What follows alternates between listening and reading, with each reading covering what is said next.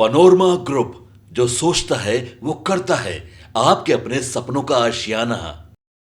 Monsoon आते बिजली रानी को पता नहीं क्या हो जाता है। अब देखिए ना, 7-5 में आपके साथ जुड़े और अचानक बिजली रानी ने मेरे साथ छल कर दिया। चलिए, छल छद्म छेड़छाड़ ये सब तो चलते रहेगा। प्रणाम, कौशलेंद्र नाम है मेरा। हाजिर हो गया हूं आपका शो बेबाक लेकर।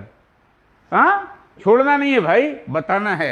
ऐसे कैसे होगा? आप ही लोग तो जान हैं, रोज खबर बताने का वादा रहता है, खबर बताने आएंगे नहीं टाइम पर। अब गड़बड़ी होता है तो फिर भी कोशिश करेंगे, अंतिम समय तक कोशिश करेंगे। चलिए, आज का थंबनेल हमने जो बनाया है ना, वो थंबनेल आपको दिख गया होगा, टाइटल दिख गया होगा कि विनय दुर्गति से हुक्मरानों में हड़कंप। विनय दुर्गति से हुक्मरानों में हड़कंप। कौन है सीएम का सीक्रेट एजेंट? भैया, झारखंड में सरकार चल रही है, हेमंत सोरेन की हिम्मत वाली सरकार चल रही है और रोज नई नई बातें हो रही हैं। अब इन्हीं बातों के बीच में देखिए, 2.5 दशक से रोज आप घोटाला घोटाला घोटाला कहानी सुनते रहते हैं ना। कौन वाला घोटाला याद है, जरा बताइए तो। अरे ये सब घोटालों की जो मियाद होती है ना, ये जो चर्चे होते हैं, बस थोड़े वक्त के लिए होते हैं और थोड़े दिनों में सब लोग सब कुछ भूल भाल जाता है। अब याद है ना, कोड़ा जी के टाइम में, हाँ, लीबिया में खान तो फलाना में खान तो ढिमकाना में खान तो खान का फोटो आ गया और झारखंड मतलब कोड़ा जी मतलब घोटाला। हाँ, आज कोई मंत्री जेल जा रहा है, कल वहां जा रहा है, कोई दवा घोटाला, कोई फलाना घोटाला, कोई ढिमकाना घोटाला। होटवार जो है वो हमारे नेताओं का आवास सा बन गया, एक आवास। कहानी होती रही, लोग भूलते रहे। अब फिलहाल चर्चा में है, फिलहाल क्या 19 से चर्चा में था ना भाई। लग रहा था कि सब घोटाला पाकुड़े और साहेबगंज में हो रहा है, सब जंगल पहाड़ खा गया। हाँ, यहां से अनगढ़ा से शुरू किया लोग, हेमंत सोरेन ने अनगढ़ा में ये कर लिया वो कर लिया, उसके बाद पाकुड़, साहेबगंज, पंकज मिश्रा, फलना यादव, ढिमकाना यादव, जहाज, बहुत सारी कहानी आई। हाँ, सीएम का चेकबुक मिला है, ये मिला है, वो मिला है, ईडी सीडी सब होते रह गया। और फिलहाल पंकज जी भी राजनीति कर रहे हैं, मजे में सचिव हैं भैया जेएमएम के। चलिए, मेरे कहने का तात्पर्य यही था, इन घोटालों की सुर्खियों से ज्यादा गिल्ला होने का जरूरत नहीं, जाती रहेगी। और इन सब के बीच में सबसे बड़ी जो चर्चा हो रही है ना, चर्चा हो रही है कि भैया हेमंत सोरेन के आंखों के तारे थे विनय चौबे। हाँ, दुलारे थे, इतने प्यारे थे, आखिर उनकी ये दुर्गति क्यों हो गई? होटवार के बेचारे क्यों बन गए? अब विनय चौबे सीनियर आईएएस विनय चौबे होटवार में क्यों चले गए? अब उनके होटवार जाने को लेकर नाना प्रकार की चर्चाएं हैं कि आखिर ऐसा हुआ क्या। सब लोग जानने को उत्सुक है। आप भी बने रहिएगा लास्ट तक, हम भी आपको बताएंगे, आपकी उत्सुकता आज शांत करेंगे। विनय चौबे आखिर जेल कैसे चले गए?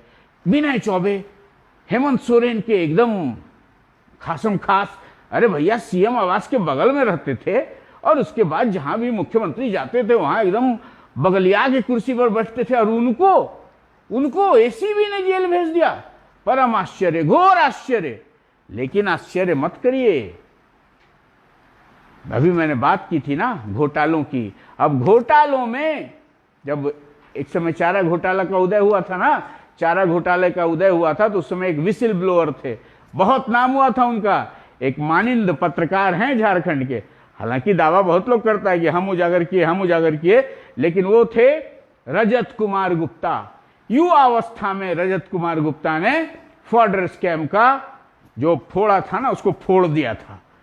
अब उसके बाद जो मवाद निकला, उस मवाद से किसको कहां कितना फायदा हुआ वो तो बाद की बात है, लेकिन he was the whistle blower. और उसके बाद तो फिर चारा घोटाला में हरि कथा अनंत आपने सुन ही लिया।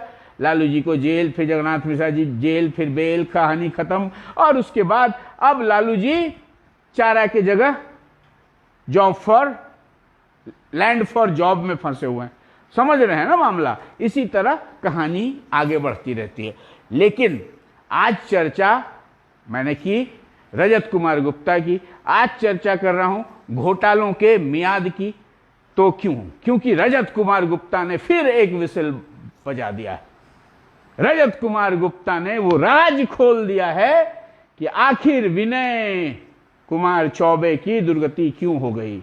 चौबे जी छब्बे बनने की जगह दूबे क्यों बन गए? आखिर मामला कहां गड़बड़ हुआ? अब विनय चौबे क्यों हैं होटवार में? क्यों हो गए वो अपनी ही सरकार के आंखों की किरकिरी? क्यों उनके ऊपर गाज गिरी?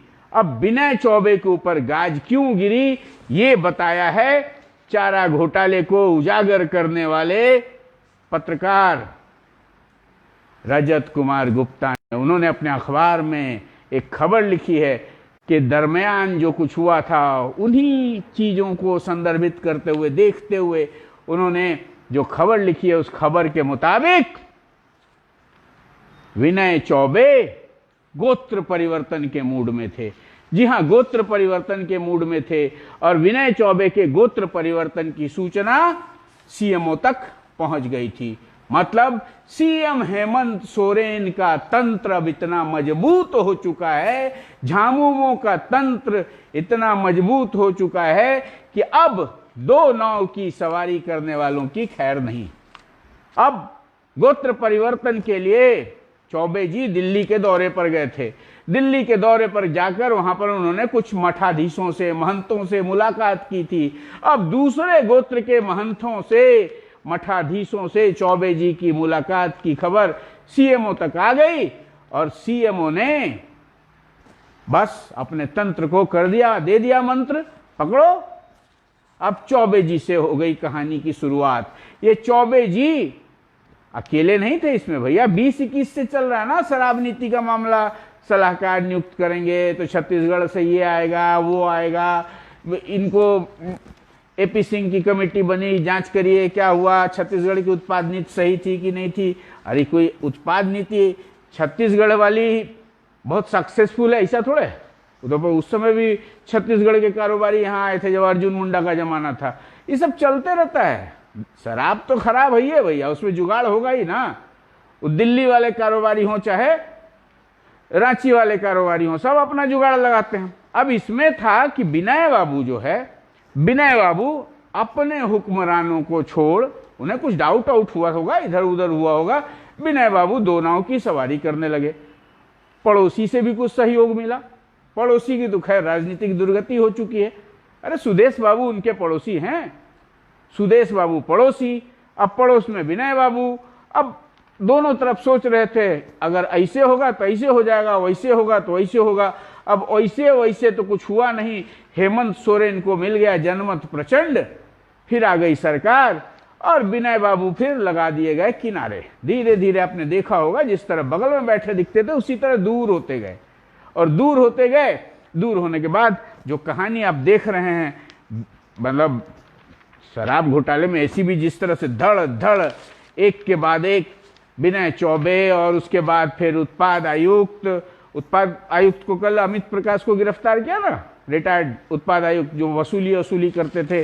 और उसके पहले भी कई लोगों को जेल भेजा जा चुका, आधा दर्जन से ज्यादा आंकड़ा हो चुका है। अभी और जाएंगे, कहानी और खुलेगी और ये कहानी कहीं जाकर एक राजनेता पर भी टिकेगी। कौन है वो नेताजी? अब बोलिएगा भैया सरकार है तो सरकार ने किया होगा। हेमंत ना समझ नहीं है। हेमंत को वक्त के थपेड़े ने बहुत कुछ सिखा दिया है और उसी का नतीजा देखने को मिल रहा है एसीबी की कार्रवाई में। अभी और भी कार्रवाइयां होंगी। और रह गई बात सांगठनिक तौर पर, झामुमो अब इतना मजबूत हो चुका है कि झामुमो के सांगठनिक अनुशासन को देख वो जो है ना भारतीय जनता पार्टी के पितरी लोग कौन, संघ वाले लोग, वो लोग भी झामुमो के अनुशासन को देखकर बड़े आश्चर्यचकित हैं। अरे क्या हो गया भाई, इतना बदलाव कैसे हो गया? और भी बहुत बदलाव दिखेंगे। ये नई झामुमो है और इस नई झामुमो में अपनों और परायों का फिल्टराइजेशन बहुत कायदे से हो रहा है। और जो सीक्रेट एजेंट है ना, वो आईएएस मतलब गोत्र परिवर्तन करने वाले आईएएस हों, नेता हों, सब पर निगाह टिकाए रखते हैं। दिल्ली जाइए, बनारस जाइए, जहां जाइएगा हमें पाइएगा। अभी पूरी तरह से सब लोग स्क्रूटनी में, जो अपने हैं वो अपने हैं, जो दो नाव की सवारी कर रहे हैं उनके लिए होटवार की व्यवस्था दुरुस्त है। अब रह गई बहुत सारे लोग जेएमएम ज्वाइन करने के लिए जो बेकरार हैं, उनको भी क्यों पेंडिंग में रखा गया है? क्योंकि सबकी स्क्रूटनी चल रही है। अब वो झामुमो नहीं है, आए जिंदाबाद जिंदाबाद करके घुस गए और दूसरे दिन झंडा लेके निकल गए। अब वो सब कुछ नहीं है, आना होगा वही आप ही से सीखे हैं, संग संगठन समर्पण। अब आइए, झामुमो का तीर धनुष थामना है तो पूरी तरह से समर्पित हो जाइए, दो नाव की सवारी से बचिए।